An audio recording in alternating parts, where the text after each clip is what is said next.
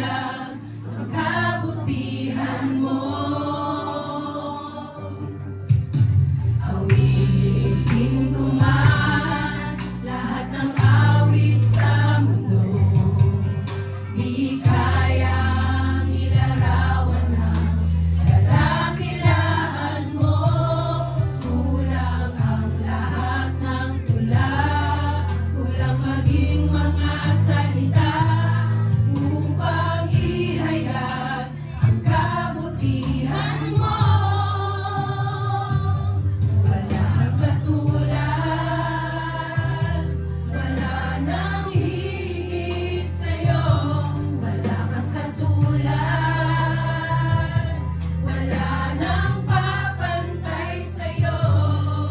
Ikaw ang Diyos noon pa man, maging ngayon at kailanman. Sa habang panahon, wala kang katulad. Ang lahat ng tula, kulang maging mga salita upang ihayag ang kabutihan mo. Wala kang katulad, wala nang higit sa'yo. Wala kang katulad, wala nang papantay sa'yo.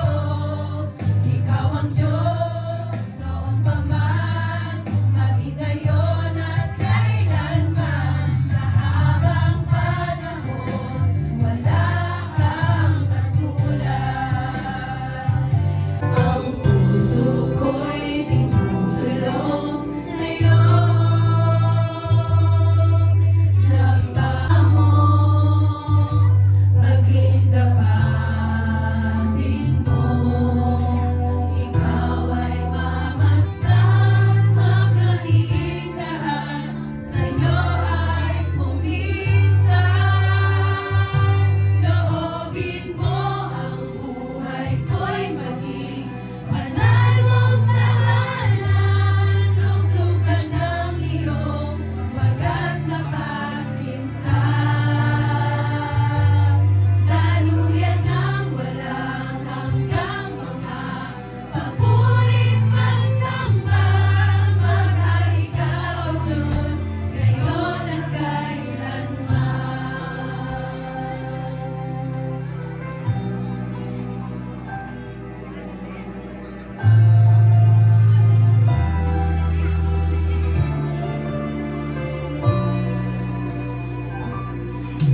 Ang puso ko'y tinutulong sa'yo. Nagpapakumbaba, nagsusumamo, maging kapatid mo. Ikaw ay mamasdan, maghaligaan. Sa'yo ay pumisan. Loobin mo ang buhay ko'y maging banal mong tahanan. Luglugan ng iyong wagas na pagsinta. Daluyan ng walang hanggang mga papurit pagsamba. Maghari ka, O Diyos, ngayon at kailanman. Una po dahil po sa nung Tuesday ba yun? Tuesday, graduate po yung kapatid ko po. Ayun. Wala po yan po sa AP. And kineclaim na po namin na papasok po siya sa board. Tapos sumunod po, nagpapasalamat po ako sa buhay ng mga classmate ko po. Classmate ko po yan since college. Tayo naman. Friends ko po. Ayan po sila. Kasi ito, picture tayo ako. Ayan, picture na muna kayo. Yan si Yasmin. Ang galing mo naman mag-invite na. Yan. Dito muna kayo, Ben. Matagal na po kami uling nagkita-kita eh. Reunion nyo ba? Ayun pala kami. Okay. 1, 2, 3. Isa pa. Okay. Ayan po. Thank you po sa Lord sa buhay mga classmate ko po. Tagal kita nila. Ayan! Ako.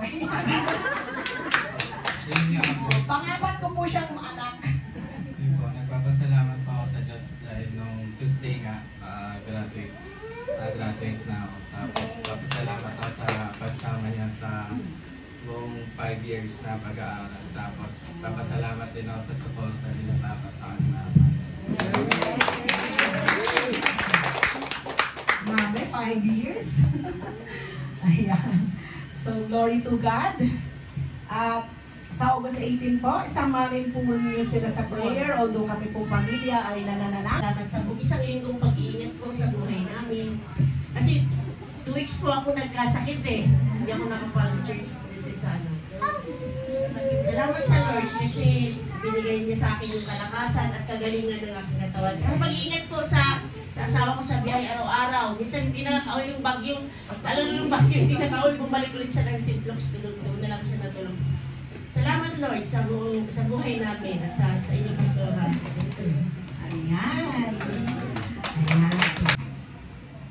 Okay natin. Video yan.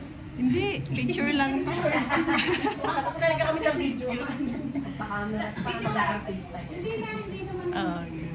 Nagpapasalamat po ako sa buong isang linggo kasi hindi po kami nagka-cramming sa activities and PETA. And ano to? And nagpapasalamat din po ako kasi lagi namin kasama si God sa lahat ng ginagawa namin. Ginaguide niyo po kami sa lahat. And last but not least, I'm grateful kasi matatapos na din namin yung lesson na pinag-aaralan namin. Princess. Ayan. Shalom Church, una-una po, nagpapasalamat po ako sa ating Panginoon Diyos sa pagbibigay niya sa akin ng kalakasan at yung itinatch niya yung mga puso ng mga pamilya ko dito sa buhay at yung mga kapatid niya. Naisama dito sa church, sana kahit wala na ako dito, magpapatuloy pa rin sila dahil ito ay nakaka sa Diyos, hindi naman papatata. Ayan. So, papuri at pasasalamat kay Lord kasi po kahapon nakapag-attend na po ako ng although orientation pa lang po dun sa Bible school na papasukan ko sa Malolos. Yung kaba ko kahapon sa pagbiyahe papunta doon, tsaka baka maligaw ako. Pero si Lord po yung naging strength ko na makarating ako ng maayos at maluwalhati doon. Then na-meet ko na po yung mga magiging classmates ko. And ako yung pinaka-bagets sa kanilang lahat. Sabi ko, bata naman itong mga to. Kaya, tsaka, blessings din ni Lord na makakasama ko na din si Sis Dikday doon next Sunday. Dalawa na kami. Kay Lord po yung pagod. Ayan.